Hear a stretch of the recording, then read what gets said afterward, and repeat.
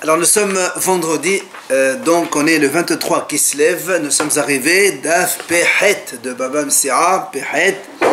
Il nous restait juste la dernière ligne de Pesaïn, Amoud Bet, donc dernière ligne. Amad Rabbi Anai. Il a dit Rabbi Anai, En hatevel mithae b'ma'aser ad shir epene habayt. Alors nous savons que quand un homme il a une récolte, il doit faire des prélèvements. On avait parlé que l'ouvrier a le droit de manger quand il est dans le champ en train de cueillir, de vendanger. On a vu hier que la Torah a dit que l'ouvrier a le droit de manger pendant le travail. Alors on explique un petit peu à partir de quand il y a l'obligation de prélever le maaser. Il y a donc, Rabbi Anai nous dit, l'obligation de prélever le maaser n'arrive que lorsque la récolte, c'est-à-dire que la récolte, elle rentre à la maison. On la fait rentrer à la maison, c'est-à-dire pas dans les champs.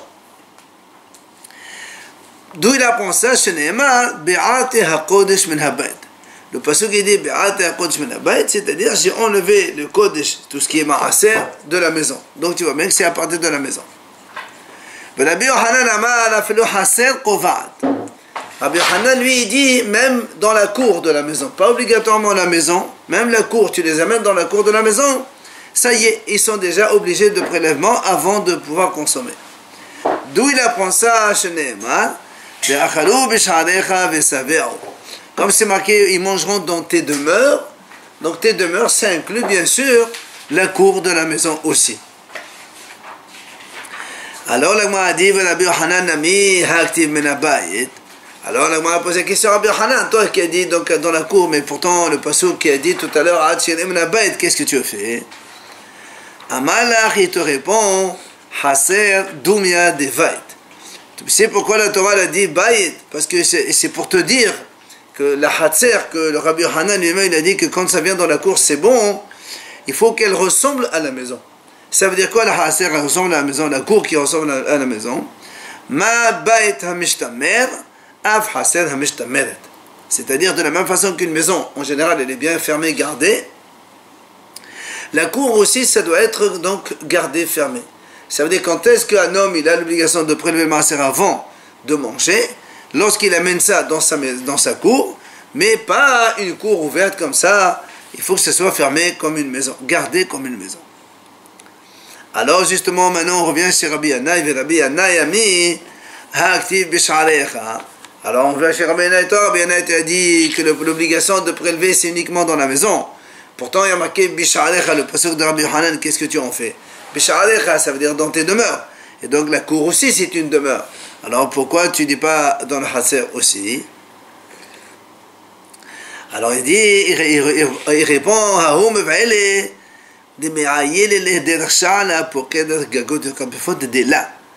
et tu dis Rabbi Anai, tu sais pourquoi la Torah l'a dit B'sha'arecha? Parce qu'en fait, en vérité c'est toujours la maison. Mais c'est pour te dire quand est-ce que le Hayuv de Maaser il vient, c'est seulement quand tu fais entrer la récolte à travers la porte de la maison. Mais si tu fais entrer la récolte par le toit de la maison, par exemple, tant qu'elle n'a pas vu la porte de la maison, il n'y a pas d'obligation de prélever le maaser encore. C'est pour ça qu'il y a marqué Bisha'adecha. Ça veut dire une porte aussi. Et bon, si quelqu'un fait comme ça, il est puni. Absolument, non. Ils disent Chachamim, c'est pour ça qu'il y a des gens avant qui étaient mauvais, ils faisaient exprès de rentrer par le toit, comme ça il n'y aura pas d'obligation de maaser. Il n'y a aucune punition? Non. Enfin, tu ne donnes pas le maaser, mais tu n'as pas l'obligation de donner le maaser. Tu te prives de mitzvah. Alors, Mitiv Rav Hanina Houza, il vient Rav Hanina, il objecte. Il dit, nous avons vu hier, dans la dracha du pasuk, Kenafshecha Som'echa, qui est Abu Bechem Na'echa Be'achata, Melilot Be'adecha, etc. Be'achata, Anavim Kenafshecha Som'echa. Alors on a expliqué comme ça, on a dit Kenafshecha, ça veut dire quoi Kenafshecha? Car Nafsho Shel Po'el, Kenafshecha, comme toi, comme l'ouvrier. Ça veut dire quoi? Ma Nafshecha Ochel Ufatur, Af Nafsho Shel Po'el Ochel Ufatur. De la même façon que toi, le propriétaire, quand tu viens, tu manges, et tu es dans le champ, et tu es pâteau de prélèvement, l'ouvrier aussi, il a le droit de manger, et donc il est pâteau de prélèvement. De là, la Gemara déduit. Hayab. Si tu me dis que l'ouvrier il est pâteau de prélèvement, si quelqu'un il vient acheter de la récolte chez toi dans le champ carrément, eh bien il est hayab. Si on te dit oh po'el pato, mashma le lokeach il est hayab. Alors le m'a dit maïla basadeh, n'est-ce pas qu'on parle ici qu'on est encore dans le champ et tu vois bien que le lokeach, l'acheteur, il est quand même hayab de prélever le maaser dans le champ même et pas comme ni Rabbi Yanaï qui a dit dans la maison ni Rabbi Yochanan qui a dit dans la cour. Donc question contre les deux en fait. Parce qu'on voit ici que le lokeach, l'acheteur, quand il vient acheter, eh bien, il vient dans les champs, il achète, et donc, avant de les amener à la maison, bien sûr, et donc il est hayab de prélever. Amal à papa, il vient à papa, il te dit, d'accord, c'est vrai, mais ici c'est un cas particulier. Lequel? Hacha, bit'ena ha'omedet baginna, benofan noté le haser asqinan. On m'a dit, tu sais, c'est vrai, cet acheteur dont on parle qu'il est hayab, c'est parce qu'en fait c'est un acheteur, enfin, le vendeur il avait un figuier qui était dans le jardin effectivement, mais le branchage il penchait vers la cour, dans sa cour à lui. Le branchage était dans la cour. Et comme le branchage était dans la cour, alors selon Rabbi Yochanan, alors il est hayab de maaser. C'est pour ça qu'on a dit le lokeach il est hayab. Alors on m'a dit très bien. Et celui qui a dit la maison alors, selon Rabbi Yanaï qui a dit que le prélèvement n'est redevable que quand on est dans la maison. Alors il te dit oui là-bas là aussi, c'est un figuier qui était dans le jardin et que dans le branchage il vient dans la maison. Et donc quand on cueille directement dans la maison. Et c'est pour ça que c'est hayab maaser. Donc il n'y a pas de question ni pour l'un ni pour l'autre. Alors l'agma a dit, et après si c'est comme ça, il y a un gros problème. Lequel? Ba'al habayit namine hayab. Nous on a dit tout à l'heure, le Ba'al habayit il mange, c'est pas tout. Mais si tu me dis que le branchage il est dans la maison, alors pourquoi le Ba'al habayit il est pas tout? Si les filles quand il les cueille dans la maison, alors dans ces cas-là ils sont déjà dans la maison, il est hayab. Alors comment tu expliques cela? Alors l'agma répond. Ba'al habayit eina bet'enato, ve'lokeach eina b'mircho. L'agma a dit une grande différence entre le propriétaire et l'acheteur. Pourquoi? L'acheteur, qu'est-ce qu'il achète? Il achète ce qu'il a acheté, les figues. Or, quand il a les figues, il les a eues où ça? Dans la maison. Mais le propriétaire, lui, ce qui l'intéresse, c'est pas les figues qui tombent, c'est le figuier. Or, le figuier, lui, il est planté dans le jardin. C'est pour ça qu'il n'est pas tour de prélever. Chacun, donc, là où il y a son intérêt. Donc, on a répondu à la question. Viens maintenant, l'agma. Dans les autres cas, il n'est pas tour alors. Absolument. Donc, sinon, si on n'est pas dans ce cas-là, le lokeach aussi, il n'est pas tour quand on est dans les champs. Selon Rabbi Yochanan et Rabbi Yanaï qui disent qu'il faut savoir où la maison, où le champ, où la cour, pardon. Dans le champ, on n'est pas tour. Viens maintenant, l'agma pose une question. Le lokeach me dit, l'agma dit, attends, tu es en train de me dire maintenant, selon le pasouk, on a fait la déduction que l'acheteur, quand il achète la récolte, il est donc hayab. Hayab de prélever. Alors il m'a dit, pourtant nous avons vu une braïta qui dit,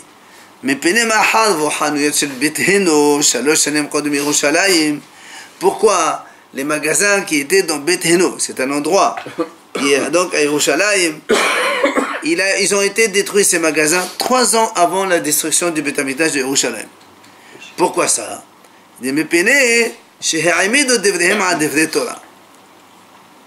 Parce que il faisait, ça veut dire que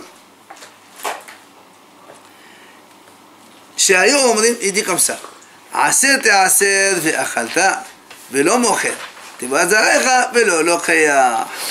alors il dit parce que eux ils disaient, nous on fait comme la Torah.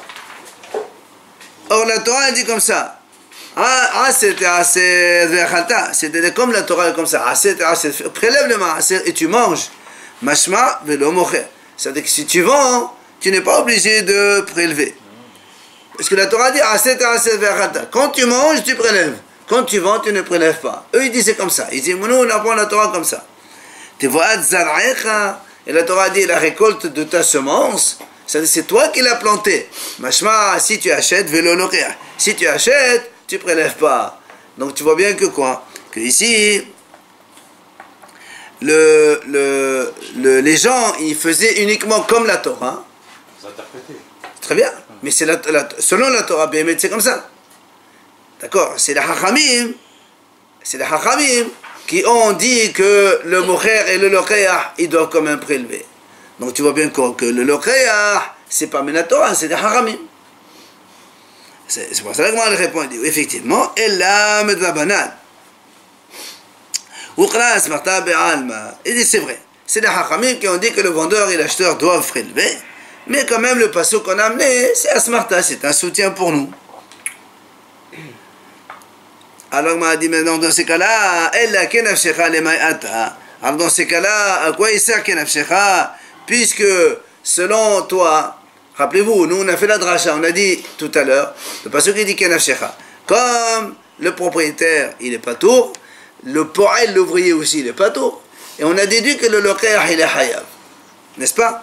Alors, dans ces cas-là, si l'acheteur, il est pas tour, puisqu'on vient de montrer maintenant que selon la Torah aussi, l'acheteur n'est pas tour. Donc l'ouvrier aussi n'est pas tout, tu n'as pas besoin de pasouk. Puisque la Torah a dit, donc l'ouvrier, c'est pas le sien, donc il peut très bien manger. Donc j'ai plus besoin du pasouk. À quoi il sert Kenafshecha maintenant? La dracha, elle ne sert plus à rien. C'est pas la récolte de l'ouvrier. Justement, donc c'est pour ça qu'il n'est pas hayab. Donc j'ai pas besoin de toi, puisqu'on le sait déjà. Il n'est pas rattaché au vendeur, l'ouvrier? Hein? Il n'est pas rattaché au vendeur, l'ouvrier? Ah, pas du tout. Et là, Kenafshecha, les maïata. Alors pourquoi il est marqué Kenafshecha? À quoi il sert donc? Il m'a dit, il nous sert pour une autre dracha. C'est quoi? Hein? La Breta a dit comme ça. Kenafshecha, comme ton âme, c'est-à-dire comme toi le propriétaire. Ma nafshecha im hasam ta patour, apoel im hasam ta patour. On a dit, de la même façon que toi, im hasam ta, c'est-à-dire que si le propriétaire, il se ferme la bouche pendant la cueillette. D'accord? Il a le droit, le propriétaire. Il peut ne pas manger pendant la cueillette. Alors il peut aussi, il peut aussi donc exiger de l'ouvrier de ne pas manger. C'est ce qu'il dit. C'est-à-dire tu peux lui dire, par exemple, soit il lui dit, il lui ferme la bouche carrément, il lui met un scotch, soit il le menace, il lui dit voilà, je t'embauche aujourd'hui, tu travailles à condition que tu ne manges pas un seul raisin ou une seule pomme. Alors l'agma l'objecte, mettez Morzoutra, il objecte, il dit comme ça. C'est marqué, Eze ogonan maaslot. Le Michel dit, quand est-ce que le goren du maaser, c'est-à-dire à partir de quand on a l'obligation de prélever le maaser, bakishouim ou badeloim, dans les concombres et dans les courges, à partir de quand? Elle dit Michi Parsou. Alors Achille explique c'est quoi Michi Parsou. Il dit en fait, il y a comme une petite fleur qui pousse dans la courge ou dans les concombres. Et lorsque plus ça mûrit, après elle tombe. Et c'est ça Michi Parsou. À partir du moment où la petite fleur elle tombe, ça y est, c'est maintenant qu'on doit faire le maaser. C'est Mishinatel Pirkas Shelaim. C'est ce qu'il dit. Mishinatel Pirkas Shelaim. Dès qu'il s'enlève, le bourgeon de cette fleur-là s'enlève, alors il y a Hayou Maaser. Alors là, on m'a dit, Maï, là où Mishi Parso a fait le Bassadé, n'est-ce pas qu'on parle donc que ça, on est dans le champ, puisqu'on te dit à partir de quand? C'est à partir du moment où la fleur elle tombe, c'est donc dans les champs. Et donc, ça fait question contre bien. Et Rabbi Hanan, encore une fois, de tous les deux. Alors là, on a dit non, là, pas comme tu as cru dans les champs, non. Monsieur Parso, babaït. Il faut qu'il soit dans la maison, et après il tombe, la fleur, c'est là où il y a Hayouf de Maaser. Alors on m'a dit, Akhi, Monsieur Parso, Monsieur Parso me veille. On m'a dit, dans ces cas-là, on ne s'exprime pas comme ça, on ne dit pas dès qu'il perd la fleur. Parce que si tu me dis, il faut qu'il soit dans la maison, alors il faut dire dans la maison et jusqu'à ce que. Il faut deux conditions, la maison et pas dès que. Il faut dire jusqu'à ce que. Alors, on m'a dit, Itana Chid Parso, on va ménager comment il fait Koussaïou. Kamash Manan, Michel Parso, mais qui a trouvé pour Koussaïou. On m'a dit, parce que si on dit jusqu'à ce que toi tu vas croire jusqu'à ce qu'il perde toutes les petites fleurs. Or nous, on veut seulement, dès qu'il commence à perdre les fleurs, alors ça suffit. C'est pas ça on a dit Mishi, parce qu'à partir du moment où il commence à perdre les petites fleurs, eh bien, c'est déjà Hiyuv Maaser. Mettez Morzotra, il vient objecter une autre objection. Balé de la Rahman, donc le faisant. Rahman il dit Gono le Maaser, le Hayav Alam Shom Tevel. Quand est-ce qu'il y a le prélèvement de Maaser? Donc, comme on dit, les Hayav Alam Shom Tevel. Quand est-ce que la récolte, elle devient redevable de prélèvement? Et donc, c'est interdit de manger tant qu'on n'a pas prélevé. Mais c'était Gamel Melartan. Dès que le travail il est fini. Alors, là, m'a dit c'est quoi? Qu'est-ce que tu appelles un travail fini? Alors, il dit Melechet Hachnasatan. C'est-à-dire donc ramassage de toute la récolte. Dès que tu as ramassé toute la récolte, alors c'est terminé, ça devient travail fini, et donc il y a obligation de prélèvement. Voilà, encore la Gemara a dit n'est-ce pas que quand on dit ramasser la récolte, c'est dans les champs. Et donc tu vois bien que même dans les champs déjà, hein, dès qu'on ramasse la récolte, donc ça devient redevable de Maaser. Et donc c'est question contre Rabbi Yana et Rabbi Hanan qu'ils ont dit il faut que ça rentre dans la maison, dans la cour. Alors là aussi il lui répond. Il dit non, là, Achnasatan, la Bayit, Zehug, Ma'amelachtan. Il dit non, c'est pas comme tu as compris. C'est pas dans les champs, c'est dans la maison. C'est ça qu'on appelle Gma Melachtan. C'est-à-dire au début il a compris le mot Hachnasa, c'est ramassage. Comme Bet Knesset, rassemblement. Il lui dit non, Hachnasatan, c'est Knissa, entrer. Il faut que ça rentre dans la maison. Il m'a dit si tu veux, je peux te donner une autre réponse. Qui est il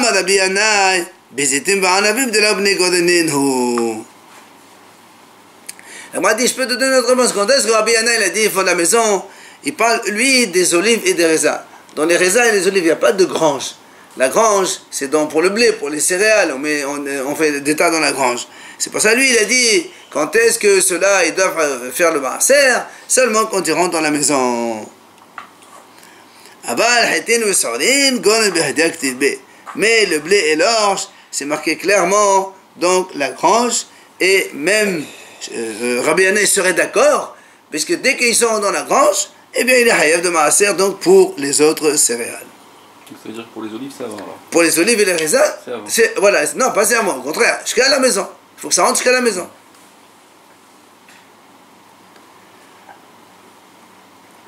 Alors, maintenant on revient sur notre sujet à nous, quand on a dit qu'un ouvrier, il a le droit de manger pendant le travail.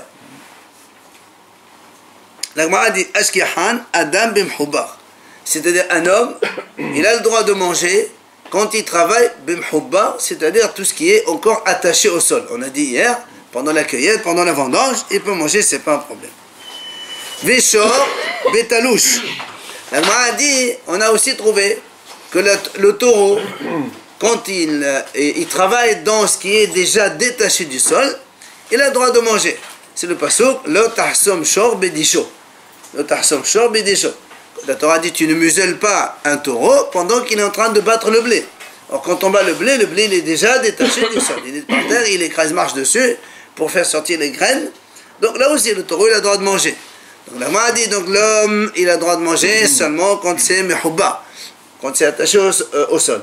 Le taureau, lui, l'animal, il a le droit de manger quand c'est détaché du sol.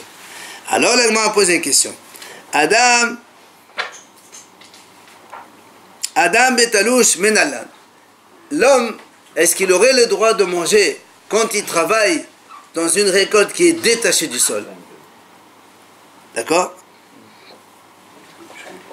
La Gemara répond, on m'a dit bien sûr, on fait un raisonnement a fortiori à partir du taureau. Comment? On dit comme ça. Adam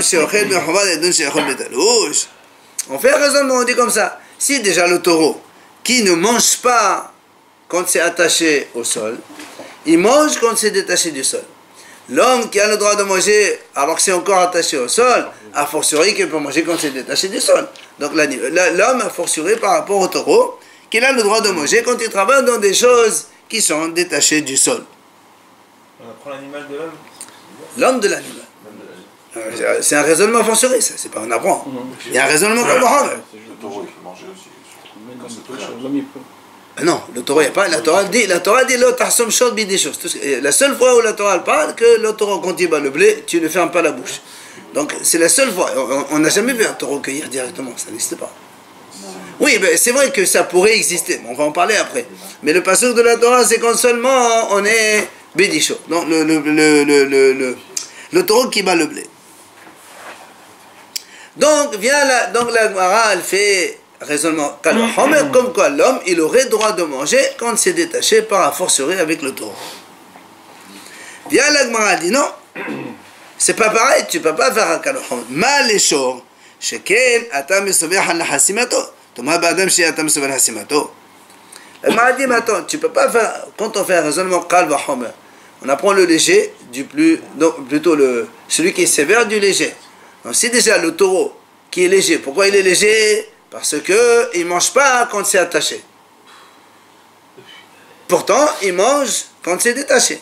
L'homme qui, lui, mange quand c'est attaché, donc c'est plus hamour, a fortiori que lui, il a le droit de manger quand c'est détaché. La Gemara dit non, monsieur, c'est pas pareil. Le taureau, lui, il y a un côté qui est sévère, qui n'existe pas chez l'homme. Quoi? Dans la Torah, c'est marqué le tahsom shod bedisho. Il y a un commandement négatif de ne pas museler un taureau pendant le travail. Mais chez l'homme, il n'y a pas un commandement négatif de ne pas le museler. Donc tu vois bien que le taureau, il est plus sévère que l'homme. Donc tu ne peux plus faire un kalaham l'homme du taureau. Ça ne peut pas le faire. Parce que le taureau, il est plus hamour que l'homme. Tout à l'heure, on a cru que l'homme, il est plus sévère.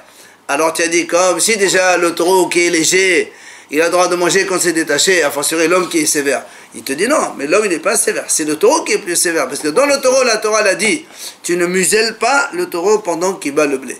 Et l'homme, tu vas pas le museler aussi? Il n'y a pas marqué. Il n'y a pas marqué.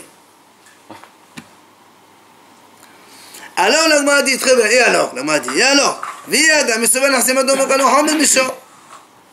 La Gemara dit, alors moi je fais un kalohamer. Et j'apprends que l'homme, tu n'as pas le droit de le museler. Comment tu fais le kalohamer? Il dit comme ça. Uma chose si ata mesubel hayoto, ata mesubel hasimato. Adam si ata mesubel hayoto, le si ata mesubel hasimato. La Gemara dit comme ça, si déjà un taureau, tu n'as pas la mitzvah de le faire vivre. Tu vois un taureau en train de mourir, tu n'es pas obligé de le faire vivre. Il est on s'en fout.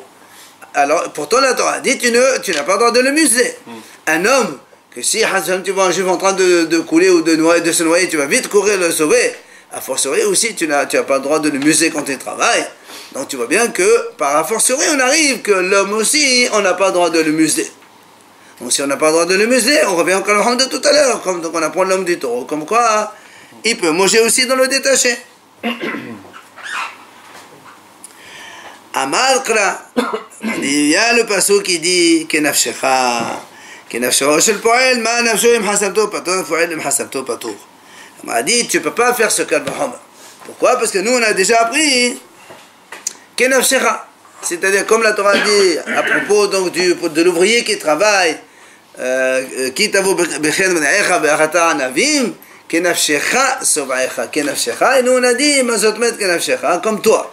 C'est-à-dire, comme toi, le propriétaire, im hasam to patur, si tu fermes la bouche et tu as le droit, et bien le poil aussi, tu as le droit de lui fermer la bouche. C'est-à-dire, donc, tu vois bien que la Torah, elle te permet, donc, ce kalvahom de ne pas museler un homme ne marche pas. Parce que dans la Torah, on a une passage dans laquelle on est droit, qu'on a le droit de lui fermer la bouche. Alors d'où on apprend qu'un homme, il a le droit de manger pendant qu'il travaille dans une récolte qui est détachée du sol. Amar Kera, la Gemara répond, Amar Kera, Kama, Shete Pe'amim, et maintenant, Aïna le Adam b'mhubbat, et non, Aïna le Adam b'talouche. La Gemara dit non. Tu sais quoi? Comme il y a marqué dans le passage comme ça, Ki tavo b'chamé kamat ra'echa.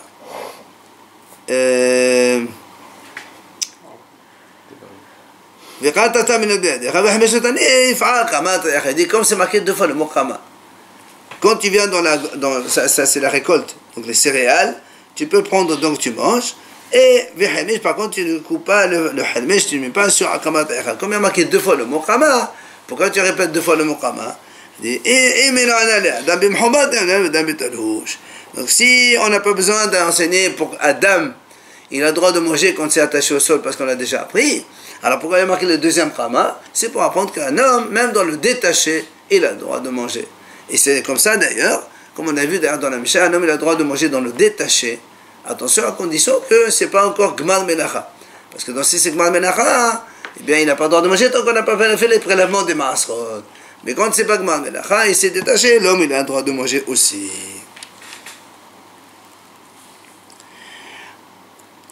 Rabbi Ami Amar, vient Rabbi Ami, lui, il te dit Adam Betalouch, la Sarikhra. Il te dit, tu sais, l'homme qui a le droit de manger dans le détaché du sol, c'est évident, on n'a même pas besoin d'un pasouk. Pourquoi? Comment tu sais? Il dit parce que c'est actif. Qui t'avo bechedem le'aecha. La Torah, elle dit quand tu viens dans le vignoble de ton prochain. La Torah, elle n'a pas dit lorsqu'un ouvrier, il vient cueillir.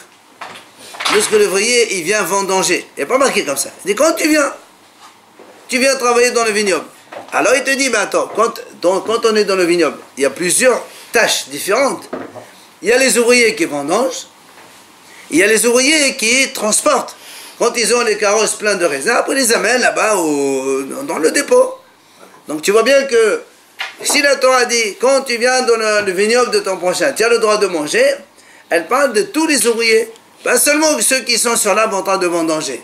De tous les ouvriers qui viennent dans le vignoble. Donc il y a aussi les transporteurs. Or les transporteurs, ils mangent où? Dans ce qui est détaché, pas quand ce qui est attaché. Donc, tu vois bien, j'ai même pas un passouk besoin de rien du tout. Le passouk lui-même, qui est à vos je déduis que tout le monde peut manger, aussi bien les détachés que l'attaché au sol. Pour l'homme, c'est permis. Sans avoir fait le prélèvement. Ça, on est dans le champ, quoi. Très bien. Viens le maintenant, elle dit. Alors tout à l'heure on avait dit dans le passage que c'est marqué Lo tahsom shod bedisho. Tu n'as pas le droit de museler le taureau pendant qu'il est en train de battre le blé. Or le blé quand on le bat il est déjà détaché du sol. Ça c'est le passage. C'est-à-dire un taureau quand il travaille dans le détaché du sol, il peut manger. Alors il m'a dit shod bimhobal minal. Maintenant est-ce que le taureau il peut manger aussi quand c'est attaché au sol? Est-ce que le taureau il peut manger directement sur l'arbre? Minal. Alors là, on m'a dit, on fait un kalvahom à partir de l'homme.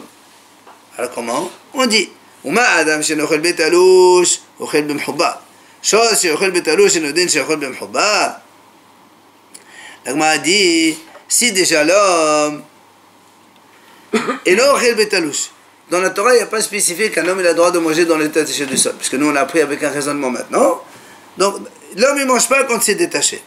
Et pourtant, là, la Torah nous dit, un homme, il a le droit de manger quand c'est attaché au sol, puisqu'on vient parce que le passouk qui est à vos nous, on croit que c'est seulement donc celui qui va vendanger.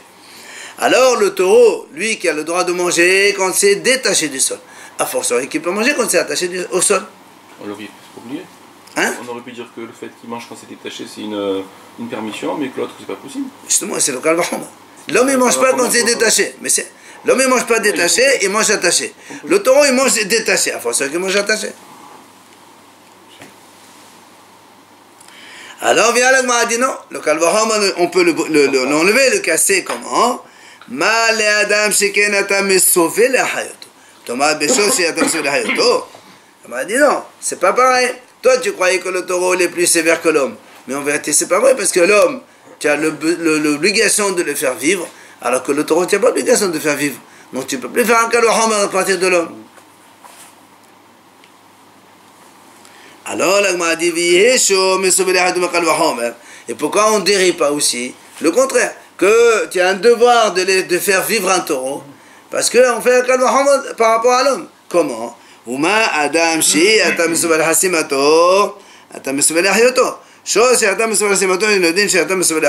on fait comme ça, on dit ici déjà le taureau, que la Torah leur donne de ne pas le museler.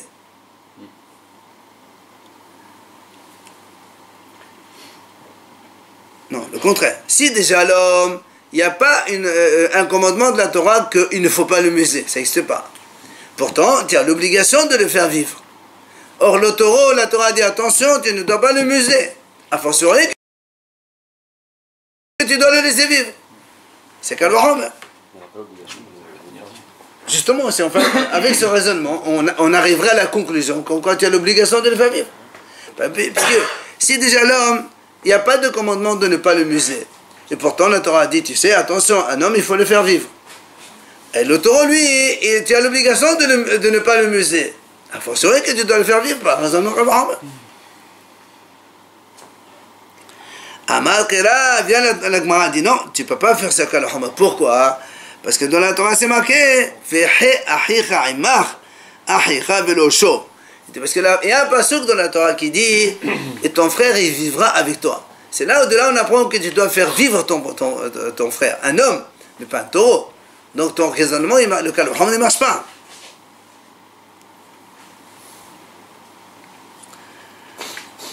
Alors comment on apprend qu'un taureau il a le droit de manger quand il travaille dans le attaché au sol aussi? Amar Kera re'echa re'echa shete pa'amim et men'o'ana le'adam b'mchoba ten'o'ana le'shod b'mchoba. On m'a dit, étant donné que c'est marqué dans la Torah 2 fois re'echa ton prochain, lo tavo b'chen re'echa qui t'avoue b'chen qui t'avoue b'kamat re'echa, et après marqué al kamat re'echa une deuxième fois. Pourquoi re'echa 2 fois? Un c'est pour la dame b'mchoba et l'autre c'est pour le shod b'mchoba. Donc on apprend que même le taureau aussi, s'il travaille, donc dans le mchoba, eh bien il doit manger, il peut manger, tu n'as pas le droit de le museler non plus. Ravina Amar, il vient, Ravina lui te dit Lo Adam Betalouche, Velo Shobem Hobas Lechichai. Il dit, en vérité, Ravina te dit, moi j'apprends que l'homme, il a le droit de manger quand c'est détaché du sol. Et le taureau, il a le droit de manger quand c'est attaché au sol. Je les comprends sans aucun passouk. Je n'ai pas besoin de passouk. Nous, on a utilisé tous les psukim ici pour essayer d'apprendre l'un et l'autre. Il dit, monsieur, moi, j'ai pas besoin de passouk. Comment tu apprends? Il dit, voilà. C'est marqué dans la Torah, Lo Tahsom Shor Bidisho. Ça, on l'a déjà vu. La Torah a dit, tu ne muselles pas un taureau pendant qu'il est en train de battre le blé. Très bien. Alors, il te dit, merdi. Kol Minetenu Mahasima.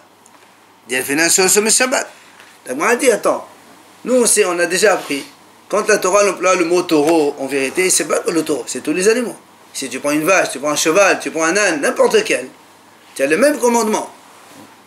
Si tu veux un âne pour museler, pour battre le blé, c'est la même chose. Tu n'as pas le droit de le museler. Alors il dit, pourquoi la Torah marque l'otahsom shor bidisho? Pourquoi la Torah ne parle que de taureau? La Torah l'aurait La Torah dit comme ça, l'otadouche, tu n'as pas le droit de battre le blé, bahasima, c'est de n'importe quel animal, tu n'as pas le droit de le museler. Pourquoi la Torah marque shor? Parce que nous aussi que c'est valable pour tous les animaux. On a déjà appris que taureau, ça inclut tous les animaux. Comme on a vu dans Shabbat, on a dit c'est tous les animaux aussi, c'est à ceux de faire travailler Shabbat. La même chose ici on dit.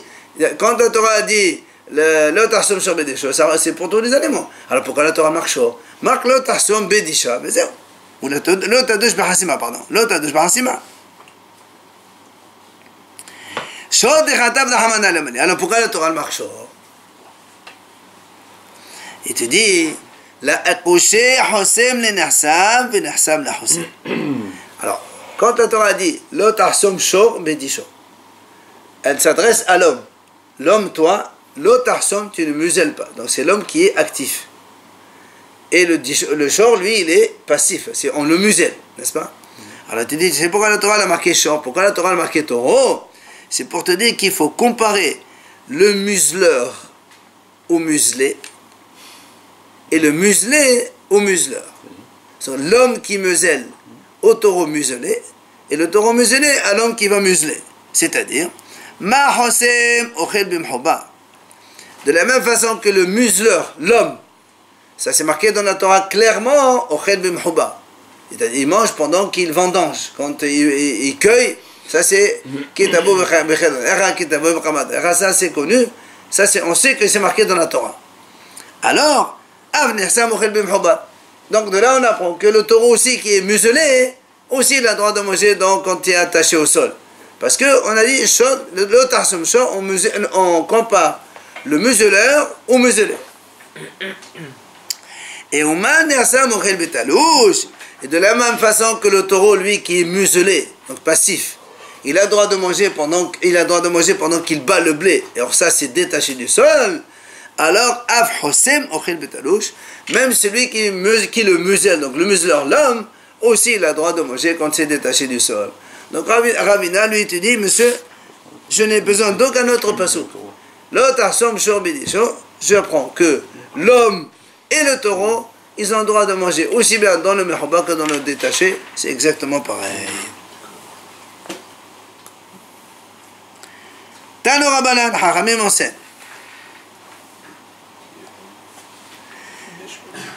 Daïsh. Ma daïsh miouhad, דבר שגידול הקרקע ופועל לאכול בו, אף כל שגידול הקרקע פועל לאכול בו. יעשה, החולב והמחבס והמחבן שאין גידול הקרקע מפועל לאכול בו. La Gemara dit comme ça. On vient de voir maintenant le pasuk, Lo tahsom shor bedisho. On a dit disho c'est quoi? Daïsh c'est battre le blé, ok?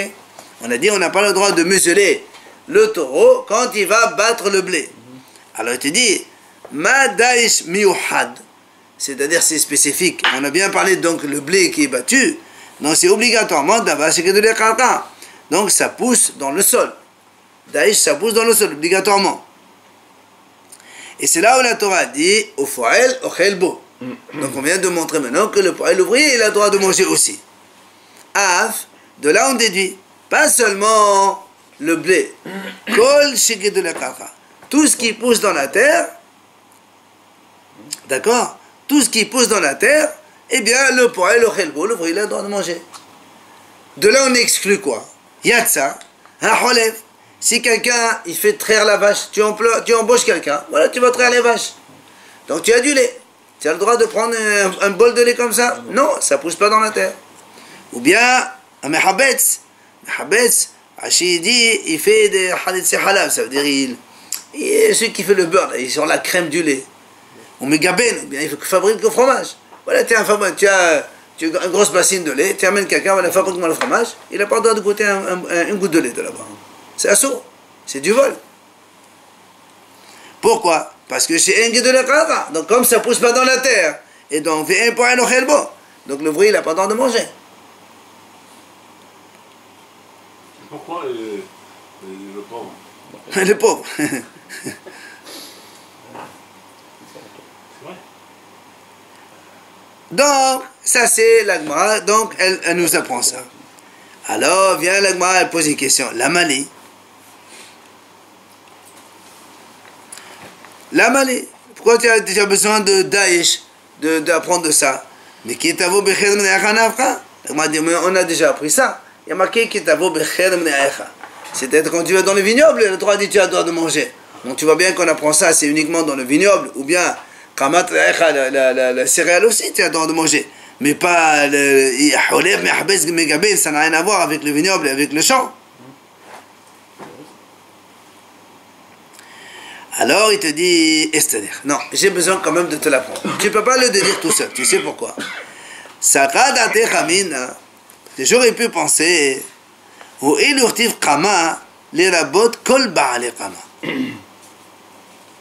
alors, le rabot ne m'aide pas. On m'a dit non, puisque dans la Torah c'est marqué Kitavo Bekamat Recha. Kama, ça veut dire donc une culture de céréales, du blé, de l'orge, etc. Alors toi tu as dit, comme il y a marqué le mot Kama, alors le rabot Kol Baale Kama. On a dit, puisque c'est comme ça, on inclut tout ce qui a une taille. C'est-à-dire les arbres aussi, enfin tout ce qui pousse dans la terre en faisant une. Voilà, toutes les cueillettes, c'est permis. Alors moi je vais dire, très bien, mais si c'est comme ça. Alors je peux te dire aussi la botte, mais pourquoi on répète Kama une deuxième fois? Moi je peux te dire aussi, c'est pour inclure tout ce qui ne pousse pas dans la terre. Kama, c'est ce qui pousse dans la terre. Le deuxième Kama, c'est pour dire même ce qui ne pousse pas dans la terre, tu peux le dire, oui, on peut le manger aussi. On aurait pu penser cela. C'est pour ça Kama Shmalan, c'est pour ça qu'il est venu t'apprendre, Hachamim, et te disent non. Puisqu'il a marqué le mot Daïsh, c'est de là qu'on apprend que uniquement ce qui pousse dans la terre, tu as le droit de manger. Ce qui ne pousse pas dans la terre, on n'a pas le droit de manger.